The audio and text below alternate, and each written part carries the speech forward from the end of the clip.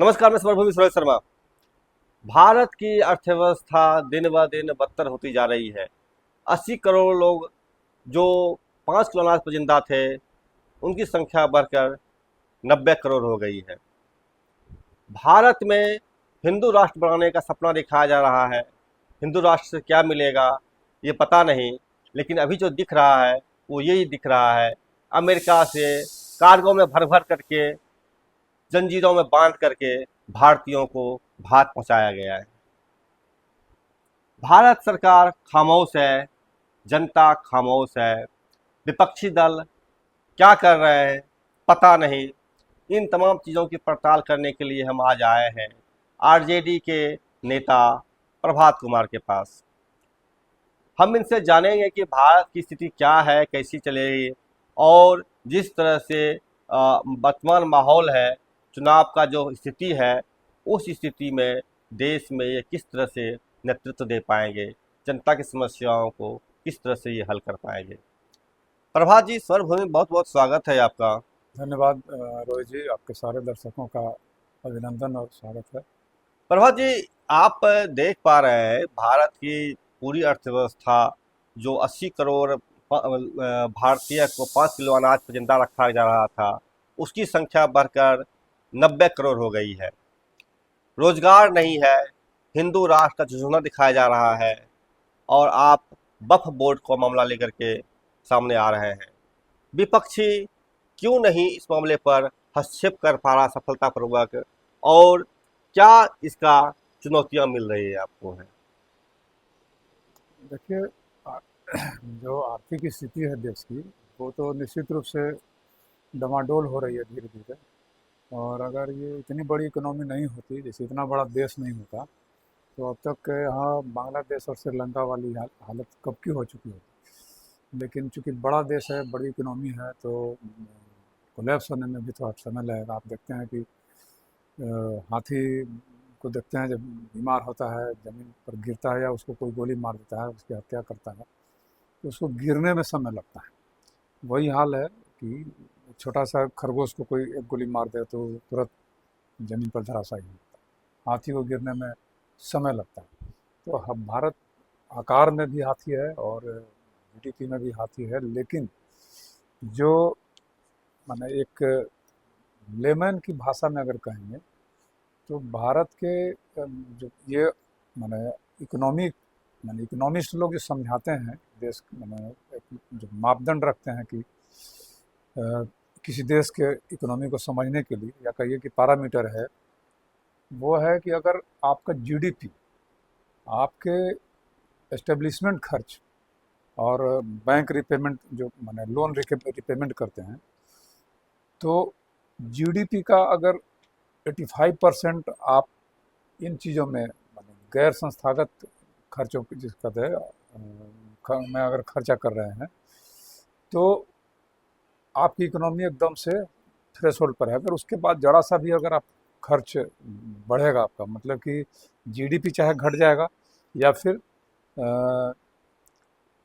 ये खर्च और बढ़ेगा। दो ही चीज़ हो सकती है, जीडीपी घट जाएगा तो भी आपका परसेंटेज बढ़ जाएगा, और अगर खर्च ही आपका बढ़ जा रहा है, तो अगर 85 से 88% होने लगेगा, 90% जाते जाते इकोनॉमी कोलैप्स कर जाएगी। तो अब है कि उस स्थिति से निपटने के लिए उत्पादकता को बढ़ाना होगा, जीडीपी को बढ़ाने के लिए। अगर उत्पादकता नहीं बढ़ा पाएंगे तो आप फिर नीचे जा रहे हैं। और अगर उत्पादकता बढ़ेगी तो उसके लिए आपको जो संसाधन को विकसित करने की ज़रूरत है, तो उसको वैज्ञानिक तरीके से, इकोनॉमिक तरीके से माने आपको एक्सपर्ट लोगों को उसमें भिड़ाना होगा। अब स्थिति आ चुकी है कि आपको माने देश को माने अस्थायी रखने के लिए, इकोनॉमी को, राजनीतिक माने आर्थिक एक्सपर्ट लोगों को अब लगाना पड़ेगा आपको व्यवस्था बनाने में। लेकिन यहाँ कुछ नहीं, यहाँ तो आप बताइए कि हिंदू राष्ट्र बनाने का सपना पूरा हो रहा है। तो धर्म के नाम पर जो राजनीति चल रही है ना, तो ये अभी आप बांग्लादेश में भी देख लीजिए, आप श्रीलंका में भी यही हाल हुआ। जिन जिन देशों में ये फांसीवाद आया, मतलब धर्म के साथ जो शासक वर्ग का माने शोषण तंत्र जिसको मिल करके जो बनाते हैं, तो फांसीवाद जहाँ जहाँ भी तेजी से विकसित हुआ था पिछले 5-10 वर्षों में देखेंगे। कई देशों में देखे थे जहाँ की मैंने इसकी उम्मीद नहीं थी, पूंजीवाद था लेकिन वहाँ फांसीवाद नहीं था। अब देख रहे हैं कि ऐसे ऐसे देशों में जहाँ की पूंजीवाद था और फांसीवाद बहुत तेजी से पनपा। फ्रांस, जर्मनी जर्मनी पुराना फांसीवाद ही रहा है, लेकिन वहाँ आजकल जो मैंने हिटलर के जाने के बाद वहाँ की व्यवस्था फांसीवादी नहीं थी। अब वहाँ फिर से फांसीवाद पनप रहा है। बगल बगल में बांग्लादेश देखिए, श्रीलंका देखिए। अब यहाँ धर्म के नाम पर कट्टरपन अलग है, वहाँ फांसीवाद पैदा हो रहा है और हुआ था, और उसका नतीजा हुआ कि वो इकोनॉमिक रूप से क्रैश कर कोलैप्स गया, कर गया। कोलैप्स कर गया सर। भारत बचा हुआ इसलिए कि बड़ा राष्ट्र है, बड़ी इकोनॉमी है। अच्छा, ये बताइए मुझे प्रभात जी कि अगर भारत हिंदू राष्ट्र बन जाता है तो क्या तकलीफ है? कोई तकलीफ नहीं है, और ये लोग हिंदू राष्ट्र बनाना भी नहीं चाहते हैं ना। ये लोग हिंदू मुसलमानों को लड़ाना चाहते हैं सिर्फ इसलिए कि हिंदुओं का वोट एक जो अलग अलग विचारधाराओं में बटा हुआ है। तो जैसे हिंदू राष्ट्र इनको नहीं बनाना है और न हिंदुओं से इनको बहुत सिंपैथी है, ये जान लीजिए। हम्म। हिंदुओं का वोट एकीकृत करने के लिए ये हिंदू मुस्लिम के बीच में, और भी यहाँ अल्पसंख्यक हैं लेकिन बाकी लोगों की आबादी बहुत कम है, तो तनाव पैदा किया जा सकता है हिंदू मुस्लिम के बीच में ही। और इसलिए ये लोग हिंदू मुस्लिम करते हैं, और वोट को केंद्रीकरण करने के लिए कि मतलब जैसे दो ही खेमा रहे, एक हिंदू का एक मुसलमान का, मतलब मुसलमान समर्थक रहे और हिंदू समर्थक रहे। वोटर बढ़ जाएगा तो इनकी माने दुकानदारी चलती रहेगी। तो इस सारा खेल जो है ना, जैसे आप अभी देखिएगा ना कि गाय के लिए ये लोग इतना हंगामा करते हैं, गाय गोरक्षा के लिए। गोरक्षा दल के जितने लोग हैं सब लोग जुड़े अथी माने बुचड़खानों से जुड़े हुए हैं। आप बराबर अखबारों में निकलता रहता है, कोई हम्म। पकड़ा जाता है वो रैंसम वसूल रहा है इससे माने कोई व्यापारी से। कैसा विचार करा तो सिर्फ हिंदुओं का ही बना हुआ है। हाँ हाँ हाँ, तो ये असल इनको कुछ नहीं, हिंदू से लेना देना नहीं। हिंदुओं की भलाई के लिए अगर यहाँ की इकोनॉमिक्स कोलैप्स कर रही है, आज महंगाई बढ़ी हुई है, बेरोजगारी बढ़ रही है, तो क्या मुसलमानों को नुकसान हो रहा है? अगर हमारी आबादी, हिंदुओं की आबादी अगर 80% है और मुसलमानों की आबादी अगर 20% है, तो आप अगर बेरोजगारी फैल रही है, तो बेरोजगारी फैल रही है तो 80% मुसलमान हिंदू भी तो बेरोजगार हो रहे हैं। 20% मुसलमान बेरोजगार हो रहे हैं तो 80% हिंदू बेरोजगार हो रहे हैं। महंगाई बढ़ रही है, अगर कोई सामान का कीमत बढ़ रहा है, पेट्रोल की कीमत ही मान लीजिए अगर बढ़ रहा है, तो उसको क्या मुसलमान को सिर्फ यूज कर रहा है? 80% हिंदू यूज कर रहे हैं, 20% मुसलमान यूज कर रहे हैं। तो कहाँ आप हिंदुओं के बारे में सोच रहे हैं? ऐसा कहते हैं कि हाँ भाई मुसलमानों को 500 रुपये लीटर पेट्रोल मिलेगा, हिंदू को 100 रुपये मिलेगा, तब नहीं होता कि हाँ हिंदू के लिए वही बड़ा सोच रहे हैं। एक सवाल तो रहेगा प्रभात जी, आप लगातार मुद्दे की बात करते हैं, महंगाई की बात करते हैं, बेरोजगारी की बात करते हैं, रोजगार की बात करते हैं, आप स्कूल की बात करते हैं। आपके ही जो गठबंधन में नेता है अरविंद केजरीवाल, वो तो बाकायदा बिल्कुल ही विशुद्ध रूप से मुद्दे पर काम करते थे, स्कूल, हेल्थ, महिला सिक्योरिटी और बहुत सारी चीज। फिर भी वो हार रहे हैं। आपको महाराष्ट्र में हार गए, आप राजस्थान में क्या बोलते हैं, हरियाणा में हार गए। आप उन तमाम जगह पर हार रहे हैं जहां पर भी आप मुद्दे की बात करते हैं। जहां कहीं भाजपा हिंदुत्व की बात करती है, मुसलमान की बात करती है, वहां वो जीत जा रही है। तो क्या नहीं लगता है आपको कि मुद्दे की राजनीति का अब अंत हो गया है? अब चाहिए लोगों को कि वो भी हिंदू मुसलमान की बात करें। क्यों हाँ नहीं? नहीं, ये सही बात आप बोल रहे हैं कि मुद्दों से अभी लोगों का ध्यान भटका करके हिंदू मुसलमान की तरफ ले जाया जा रहा है। लेकिन पेट की आग जो होती है ना, वो बहुत ही खराब होती है, बहुत दुर्दांत होती है।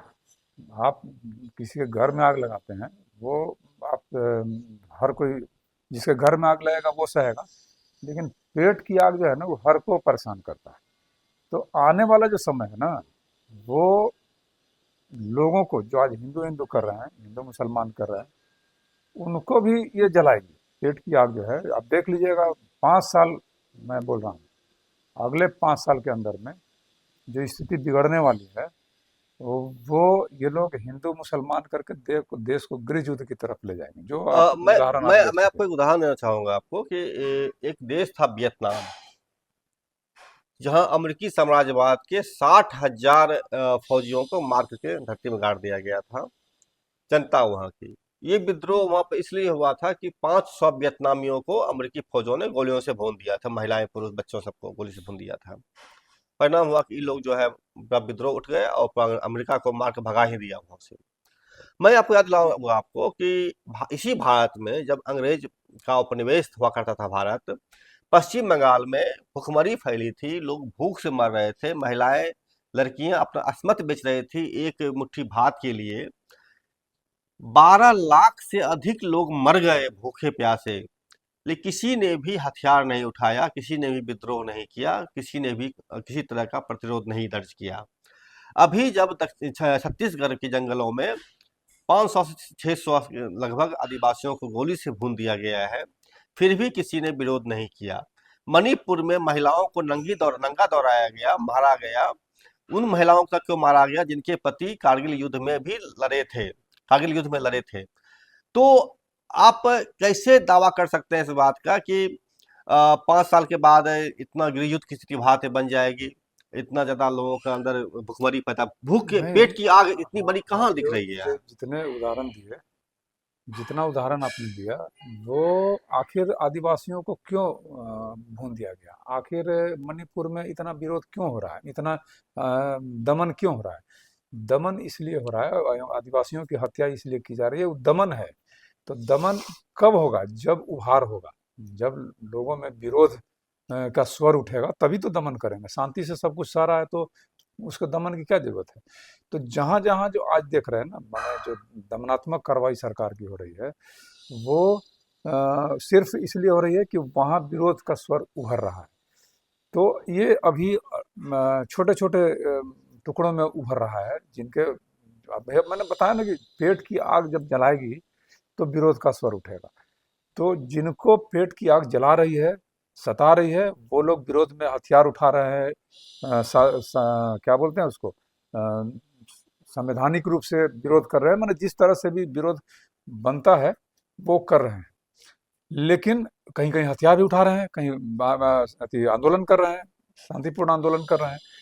तो जैसे जैसे ये बढ़ेगी, अब अचानक से जब इकोनॉमी जब क्रैश करती है, तो अचानक से सब चीज़ की स्कार्सिटी होने लगती है सोसाइटी में। आपको पेट्रोल नहीं मिल रहा है, आपको राशन नहीं मिल रहा है, आपको ये नहीं मिल रहा है। तो अब जैसे देखिए ना, डॉलर का दाम लगातार बढ़ता जा रहा है, बढ़ता जा रहा है, बढ़ता जा रहा है। तो उससे क्या होगा कि आपका विदेशी जो माना है एक्सपोर्ट का, इंपोर्ट का जो खर्च है, इंपोर्ट का खर्च बढ़ रहा है।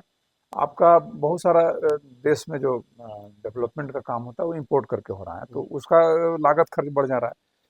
पेट्रोल, हम लोग जो पेट्रोलियम प्रोडक्ट आता है वो इंपोर्ट होकर के आता है, उसका लागत खर्च बढ़ेगा डॉलर का दाम बढ़ने से।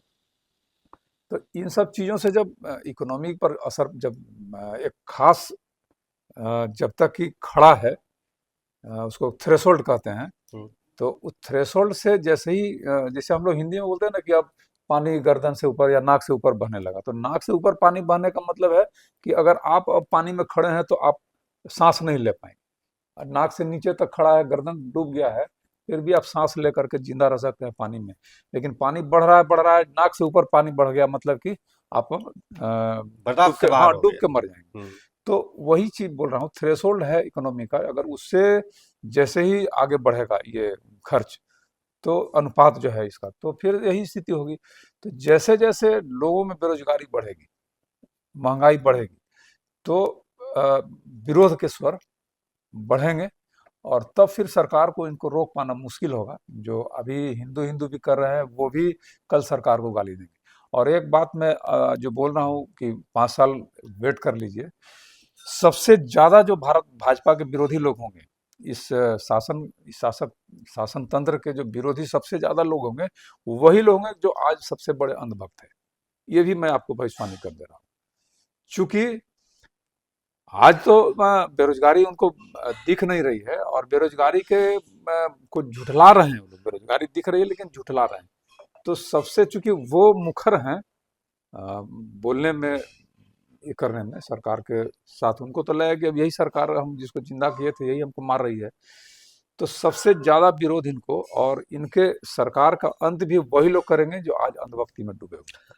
मैं पिछले दिनों एक प्रेस कॉन्फ्रेंस में था जहां तेजस्वी यादव प्रेस कॉन्फ्रेंस संबोधित कर रहे थे। एक पत्रकार ने पूछा उनसे, क्या नीतीश कुमार के साथ गठबंधन करेंगे या अगर वो नीतीश कुमार दोबारा आरजेडी के साथ आना चाह रहे तो?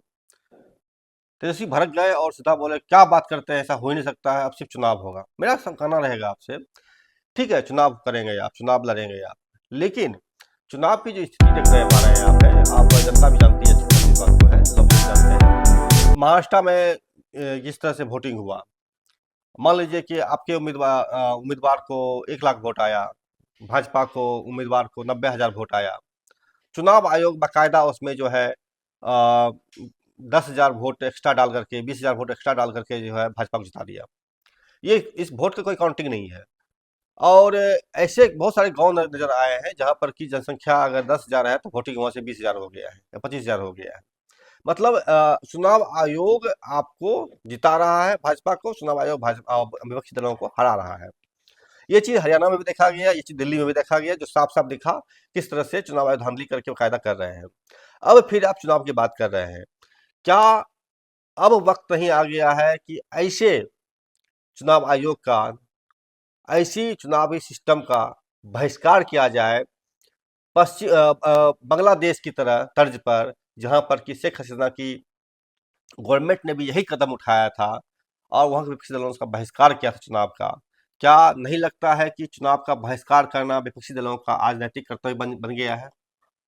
देखिए, तो बात जो है, हम बता रहे हैं जो मैंने तेजस्वी यादव गठबंधन के बारे में क्या बोल रहे हैं, हमारे नेता हैं, और गठबंधन होना चाहिए किसे नहीं होना चाहिए ये तय करने का एक अधिकार है उनको। मैंने वो इस पर वही बोल सकते हैं कि हमको क्या मैंने गठबंधन करना है, नहीं करना है, किसे करना है। लेकिन दूसरी तरफ जो आप बोल रहे हैं वोट को, मैंने जैसे चुनाव आयोग का इसमें जो इन्वॉल्वमेंट, डायरेक्ट इन्वॉल्वमेंट इन्वॉल्वमेंट जो है है बिल्कुल। डायरेक्ट, तो ये सिर्फ बोल रहे हैं लोग ना। जैसे कुछ राजनीतिक पार्टियां जो हार रही हैं वो बोल रही हैं, बाकी लोग इस पर नहीं बोल रहे हैं। तो इसको अभी ये साबित किया जाना बाकी है कि चुनाव आयोग इतने इस तरह से इन्वॉल्व है चुनाव हराने जिताने में। ठीक है, इसलिए कि अभी आप देखते हैं कि अगर वैसा कहेगा लोग कि अगर ऐसा ही था तो मोदी की सरकार अभी जो बहुत कम बहुमत से किसी किसी तरह से बन पाई, वो तो फिर से 400 पार का नारा दे ही रहे थे, 400 पार हो जाते, कोई रोकने वाला नहीं था। तो ये है थोड़ा कंट्राडिक्टरी बात कि सच में ऐसा हो रहा है कि नहीं हो रहा है। तो फिर भी अगर हो रहा है तो भी, नहीं हो रहा है तो भी, चुनावी राजनीति में तो आपको जनता के माने मत पर ही भरोसा करना पड़ेगा, जनता के समर्थन पर ही भरोसा भरोसा करना पड़ेगा, मालिक वही है। अगर उनके वोट को जैसे डाइवर्ट कर देना अलग बात है, और उनके वोट को जैसे क्या बोलते हैं उसको, अ, जैसे बोगस वोटिंग करा करके या बोगस तरीके से जितवा देना, वो अलग बात है। तो हम बोल रहे हैं कि वोट को डाइवर्ट करना या विभाजित करना, ये भाजपा की शुरू से राजनीति रही है कि आपके वोट को वो कई भाग में बांट दे रही है, उसके उसका वोट कम है लेकिन आपका वोट ज्यादा है, लेकिन उसको विभाजित कर दे रहा है, तो उसका वोट फिर उतने बराबर का कोई वोट आ नहीं रहा। तो गठबंधन इसीलिए होता है, और ईमानदारी से गठबंधन ये लोग कर नहीं पा रहे हैं, समझे कि नहीं।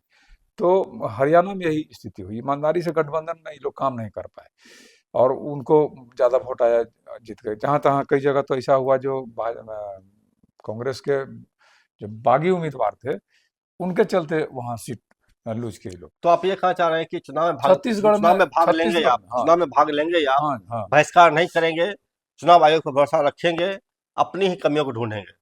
हाँ, मैंने हम मेरा यही कहना है कि चुनाव अ, आप मान लीजिए कि फेयर हो रहा है, आप जनता के बीच में अपना अगर माने आपकी पकड़ है, जनता आपको वोट दे रही। पिछले बार देखें ना भाई, 2020 में हमारी पार्टी ने कितना अच्छा प्रदर्शन किया। माने गठबंधन जो हुआ, थोड़ा सा कहीं चूक हुआ हो गठबंधन में, थोड़ा सा ओवर कॉन्फिडेंस में भी हो सकता है, उतने ढंग से हम लोग नहीं उसको हैंडल कर पाए पूरी परिस्थिति को। नहीं तो हम लोग थोड़े से बच गए थे, सरकार बना लेते लिए होते।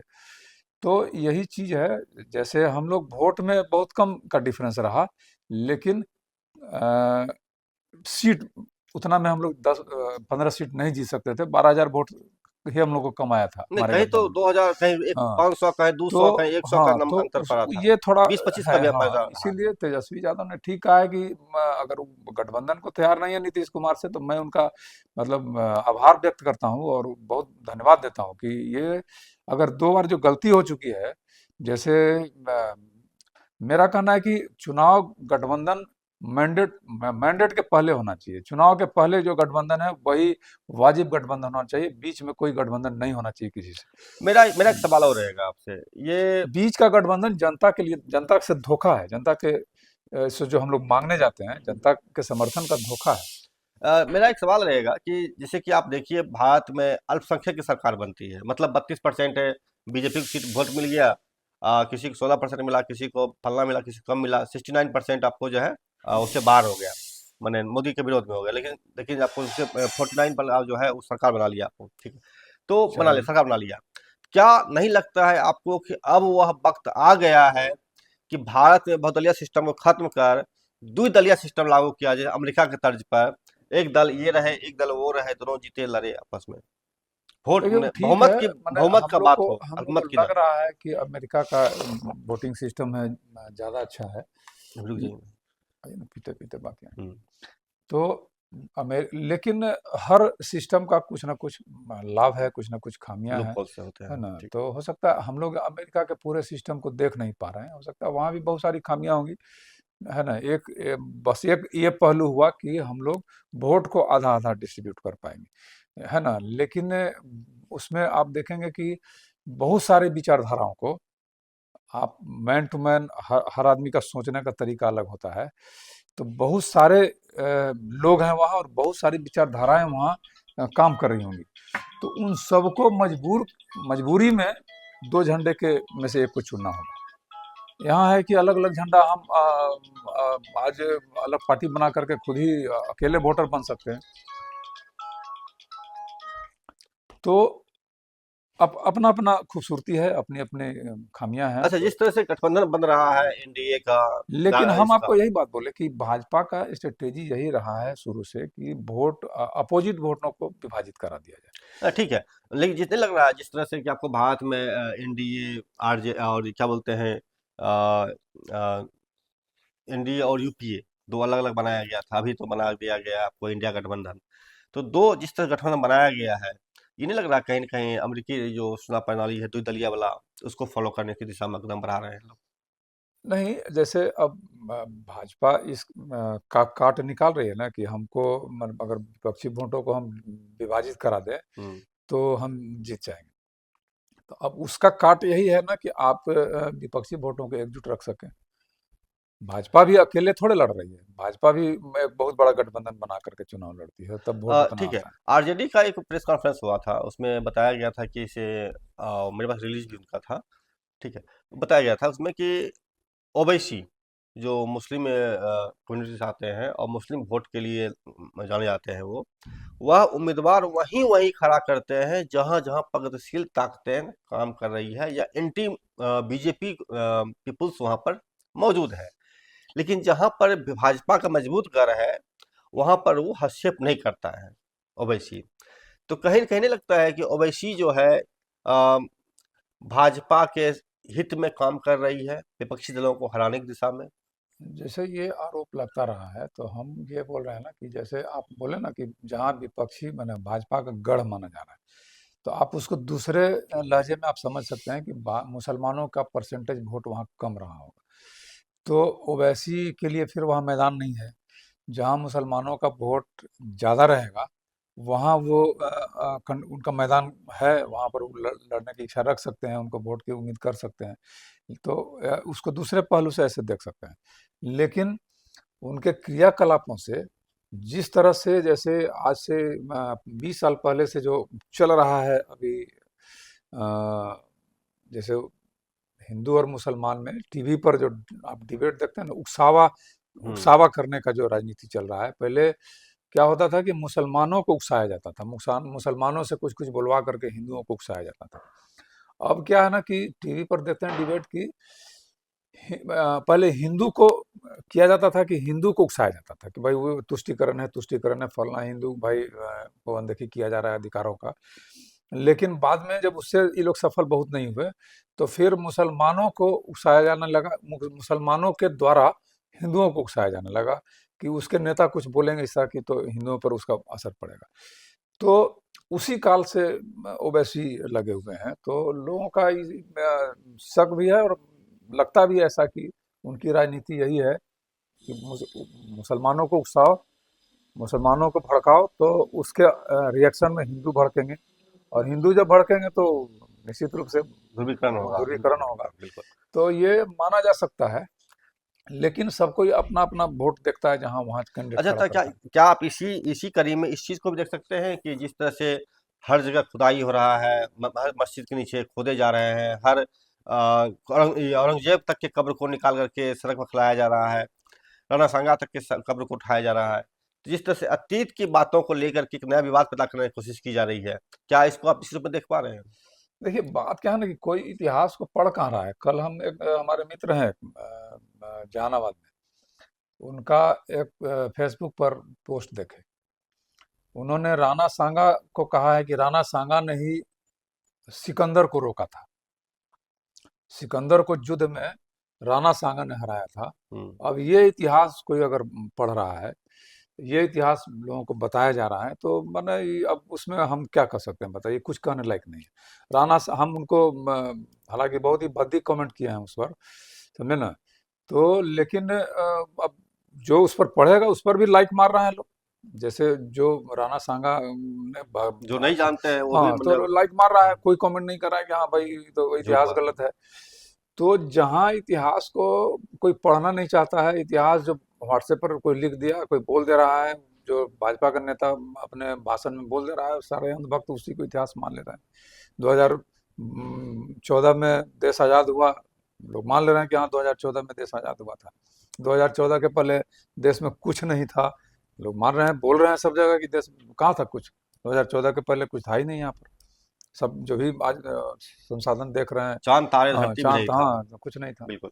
ये तो प्रभात जी, 25 से आने वाला है और आने वाला क्या, आ गया है, चुनाव होने जा रहा है, अब लास्ट में चुनाव घोषणा होगा। जिस तरह से चुनाव आयोग का स्थिति देख पा रहे हैं आप, है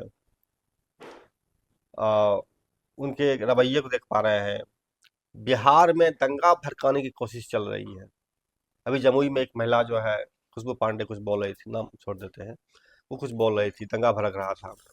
आप दूसरी जगह भी अब देख रहे हैं, दंगा भड़काने की कोशिश चल रही लगातार किसी न किसी रूप में।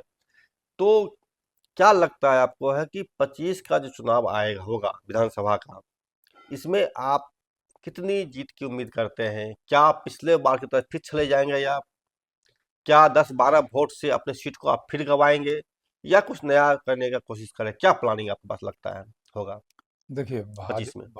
एनडीए गठबंधन सशंकित है। हालांकि जो भी बोल रहा है कि अभी 225 230 जीत करके आएंगे, तो वो तो खुद ही सशंकित है। जैसे 400 पार नारा देने का क्या मतलब था? 400 पार नारा देने का मतलब था कि आपके जनता के सोचने के ढंग को ही जो अब मैंने जो क्या रहता है, विमर्श में यही बात चलती है ना कि अब एनडीए जीतेगा कि महागठबंधन जीतेगा, कि माने इंडिया गठबंधन जीतेगा कि एनडीए जीतेगा। विमर्श रहता लोगों के, चाय के दुकान पर, घर में, हर जगह। तो विमर्श ही खत्म हो गया। अब लोग विमर्श में आ रहे हैं कि 400 जीतेगा कि नहीं जीतेगा, माने 400 पार होगा कि नहीं होगा। तो एक हो गया ना कि सरकार तो भाजपा की बनेगी, 400 पार होकर के बनेगी कि कम से बनेगा, से ये बात रह गया। वही हाल ये लोग कर रहे हैं, 230 फिर से नीतीश इस बार 230 ऐसा करके कुछ नारा ये लोग दे रहा है। तो ये लोग भी पूरी तरह से डरे हुए हैं कि इस बार हम पिछली बार किसी तरह सरकार बना लिए थे। तो अभी जो देख लीजिए, एनडीए का बहुत सारे चल रहा है कि टूट जाएगा एनडीए, नीतीश कुमार फिर आ जाएंगे भाजपा इंडिया गठबंधन में, ऐसा होगा। ऐसा कुछ नहीं होने जा रहा है। नीतीश कुमार को भाजपा किसी भी हालत में वो अपने साथ रखेगी और ये चुनाव उनके साथ लड़ेगी, क्योंकि उनके पास कोई लीडर नहीं है, एक फेस नहीं है जो मुख्यमंत्री का चेहरा बन सके। ये नीतीश कुमार बन सकते हैं। लेकिन आज जो सबसे बड़ी जो दुखद बात है कि नीतीश कुमार के की जो मानसिक स्थिति है वो बहुत ही खराब हो चुकी है। आप देख रहे हैं उनके हरकत को, हम लोग देखते हैं, क्या देखते बिल्कुल। हैं, हम लोग देखते हैं कि 10 मिनट 5 मिनट का कहीं उनका अपीयरेंस क्लिप होता है, है। बस वही देख पाते हैं ना। वो बाकी के घंटे वो मुख्यमंत्री आवास में क्या कर रहे हैं, मुख्यमंत्री सचिवालय में क्या कर रहे हैं, कैसी कैसी हरकत कर रहे हैं, कोई मीडिया में आ नहीं रहा है। हम्म। तो भाजपा वाले लोग जो है इसको सब कुछ टॉलरेट कर रहे हैं। उनका है कि किसी तरह से नीतीश कुमार मुख्यमंत्री को घुमा लेकर के, उस समय हो सकता है चुनाव के समय भी कुछ अड़बल नहीं बोल दें, इसलिए इनको चुनावी दौराव कम कराएगा, इससे नेता बना कर रखेंगे कि हाँ इनको जिता लेंगे, इनको इनका वोट ले लेना है। और भाजपा ये चाह रही है, इसकी रणनीति यही है कि नीतीश कुमार को इज्जत के साथ अपने, जान रहा है कि इनका लाइफ अब लाइफ मतलब कि राजनीतिक रूप से अभी साल 2 साल ही खेप पाएंगे, जो हालत इनका गिरावट आ रहा है। वैसी स्थिति में माने राजनीतिक सक्रियता की हम बात कर रहे हैं, तो राजनीतिक सक्रियता इनकी जो धीरे जैसे ही खत्म होगी, भाजपा अपना लीडर खड़ा कर लेगा मुख्यमंत्री के लिए। तो वो जो इनका 14-16% जो वोट है, ये भाजपा के साथ ही रह जाए, इस प्रयास में भाजपा लगी हुई है। इसलिए आप देखे होंगे कि आजकल कुछ दिन पहले, 2-4 महीने 6 महीने पहले तो बात भी चलती थी कि हम लोग अपना मुख्यमंत्री बनाए, फलना करें। आज भाजपा का कोई लीडर नीतीश कुमार के खिलाफ नहीं बोल रहा है। और जहां तक दंगा भड़काने की बात बोल रहे हैं, तो अब नीतीश कुमार का वो इकबाल नहीं है। अब मानसिक रूप से इतने कमजोर हो चुके हैं, माने बीमार हो चुके हैं, कमजोर नहीं बोलिए, बीमार हो चुके हैं कि वो हमको नहीं लगता है कि वो शासन जो चला रहे हैं अपने से, वो चलाने वाले कोई और लोग हैं। और वैसी स्थिति में जो नीतीश कुमार का इकबाल था कि हम कम्युनलिज्म नहीं फैलने देंगे, अब तो फ्री हैंड है, अच्छा, एक तो सवाल और दंगा रहेगा। हो सकता है। एक आप सवाल और रहेगा। ये जो लालू यादव है, तेजस्वी यादव है, इन पर लगातार आरोप लगता रहा है कि ये जो है पिता के विरासत पर टिके हुए हैं, इसके ऊपर पारिवारिक बोलते हैं आप है। हाँ, क्या नहीं लगता है उसी तर्ज पर नीतीश कुमार भी अपने बेटे को लॉन्च करने की तैयारी कर रहे हैं? कितना बेनिफिट मिलेगा उसके उनको? नहीं नहीं, अरे देखिए, आप किसी को एक बार मौका मिल सकता है, समझे ना। तेजस्वी यादव ने साबित किया कि हम में काबिलियत है। और जिस समय 2015 की बात मान ली, याद कीजिए, 2015 में हम मानते हैं कि वो लालू यादव के दम पर राजनीति में आए थे। उस समय गठबंधन था, लालू यादव लीडर थे, महागठबंधन या गठबंधन के, महागठबंधन कहिए या जो कहिए, तो उसके लीडर थे लालू यादव। और घूम करके सब जगह प्रचार भी किए चुनाव का, और जीत करके आए। तेजस्वी और तेज प्रताप दोनों जीते, दोनों मंत्री बने। उसको हम, कोई भी मान सकता है, हम भी मानते हैं कि वो लालू यादव के दम पर थे, माने अपने पिता के दम पर, माने उस समय राजनीति में आए और मंत्री बने। लेकिन 2020 के चुनाव में लालू यादव तो थे नहीं, जेल में थे, और अकेले दम पर कहीं चुनावी सभाओं में न राबड़ी जी गई, न और उनके परिवार के लोग गए, और अकेले दम पर इतनी बड़ी उपलब्धि हासिल की थी उन्होंने। तो उन्होंने साबित कर दिया कि उनमें लीडरशिप एबिलिटी है, और वो पार्टी को चला सकते हैं, राज्य को चला सकते हैं, ठीक है ना। तो इसलिए ये कहना अब बिल्कुल ही बेकार बात है कि ये राजनीति अपने पिता के दम पर कर रहे हैं। हाँ, दूसरी बात अब रही इनके निशांत के राजनीति में आने की। तो आज जिस स्तर में नीतीश कुमार हैं मानसिक रूप से, उनकी हरकतों को मैं बोल रहा हूँ, अजीब अजीब हरकत कर लेते हैं। वो इतने सालों की उम्र, 74 बरस उम्र हो गया होगा उनका, 74 बरस की स्थिति में ये हालत में पहुंचे हैं। बेटा उनका तो आज ही उसी हालत में है, वो क्या पार्टी चलाएगा। वो मुझे लगता है कि वो अभी फेसबुक पर बड़े गर्व से लोग उनका कुछ फोटो होली के दिन का पोस्ट किए थे उनके समर्थक लोग। तो मैंने कमेंट किया था, हम बहुत लंबा लेख लिखने वाले थे, फिर लगा कि लोगों को बुरा लग जाता है हम लिखते हैं तो जिन कंधों पर झूलते हुए निशान दिखाई दे रहे थे, लग रहा था कि वो अपने पैर पर खड़े नहीं हैं, और विजय चौधरी और संजय झा के कंधों पर लटके हुए हैं।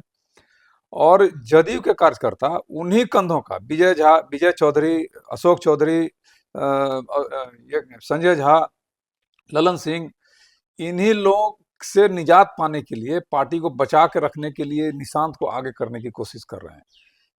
और निशांत जो है उसी कंधे पर झूल रहे हैं जिनके कंधे पर पार्टी को ये लोग सौंपना नहीं चाहते हैं। नहीं चाहते हैं, ये तो बात स्वाभाविक ये है। अभी मैं यही बोल रहा हूँ, दावे के साथ बोल रहा हूँ कि नीतीश कुमार की मानसिक माने बीमारी जिस स्तर पर है, माने जो हरकत कर रहे हैं वैसी वैसी हरकत अभी बेटा उनका अभी से कर रहा है, अभी से कर रहा है, 49 बरस बिल्कुल। की उम्र में मेरा क्या मेरा पार्टी चलाएगा वो? मेरा लास्ट क्वेश्चन रहेगा आपसे। 25 के चुनाव में आप खुद को कहाँ पाते हैं? इंडिया गठबंधन टिकेगा कि नहीं टिकेगा? इंडिविजुअल लड़ेंगे कि साथ लड़ेंगे? सवाल इस पर भी उठ रहा है कि राज्य में अपना अपना लड़िए, केंद्र में एक साथ लड़िए, ये भी सवाल उठ रहा है। क्या करेंगे बिहार में? इंडिया गठबंधन है, टिकेगा या टूट नहीं, जाएगा? इंडिया गठबंधन तो इंटैक्ट है। देखिए अभी जो विवाद जो आ रहा है कि कांग्रेस साथ रहेगी नहीं रहेगी, तो कांग्रेस पार्टी को उनका अधिकार है कि वो अपने संगठन को मजबूत करेंगे, अपने संगठन का कह तो नहीं रहे हैं कि हम गठबंधन में नहीं है या गठबंधन के खिलाफ हम खड़े होंगे। तो संगठन मजबूत करना किसी कोई गलत काम तो नहीं है। हर पार्टी अपने संगठन को मजबूत करना चाहती है। हर पार्टी अपने जब चुनाव का समय आ रहा है, लड़ाई में जाने का समय आ रहा है, तो हर कोई अपना हथियार तेज करना शुरू करता है। बंदूक जो है उसमें उसका नली साफ करता है, देख लेता है बोल्ट चढ़ रहा है कि नहीं चढ़ रहा है। तो वैसी स्थिति में कोई भी पार्टी अपने जो भी संगठन है उनका, एक बात जान लीजिए कि कांग्रेस का संगठन पूरे बिहार में बहुत ही कमजोर है। वो जो भी वोट उनको आ रहा है उसमें गठबंधन के कारण ही उनको वोट आ रहा है। अगर अलग लड़ेंगे तो हर जगह जमानत जब्त होगा, ये मैं गारंटी के साथ कर रहा हूँ। मैं उनका संगठनिक क्षमता देखे हुए हूँ। जहानाबाद में तो मैं वहाँ का रहने वाला हूँ। पटना में मैं 2020 के चुनाव में उनका संगठन का हालत देख चुका हूँ। यहाँ मेरा तो यही मानना है कि उनको यहाँ जो 3 सीट पर लड़ते हैं, पटना के सारी सीटों पर विधानसभा में कांग्रेस को दे दिया जाता है। ये सबसे बड़ा भाजपा को वाकोभर मिलता है यहाँ यहाँ से आरजेडी को चुनाव लड़ना चाहिए। फुलवारी का सीट माले ने लड़ा। यहाँ जो भी 3 और सीट है, बांकीपुर है, कुम्हरार है, इस सारी सीटों पर आरजेडी को चुनाव लड़ना चाहिए। उनका संगठन ही नहीं है यहाँ, संगठन है। वाक ओवर देते हैं उसको चुनाव में। ठीक है, आप चाहते हैं एक स्थिति रहे। क्या लगता है आपको 25 चुनाव में आपकी क्या स्थिति रहेगी? सत्ता किसके हाथ जाएगी? देखिए सरकार के खिलाफ तो जो ये है, पिछले ही बार हम माने जनता दिखा चुकी है। पिछले बार सरकार से हम 2020 के चुनाव से 2025 का हम आकलन करने के लिए आपको खुद ही माने आप भी आकलन कर सकते हैं। 2020 के चुनाव में हम लोग 10 सीटों से पीछे रह गए सरकार बनाने से।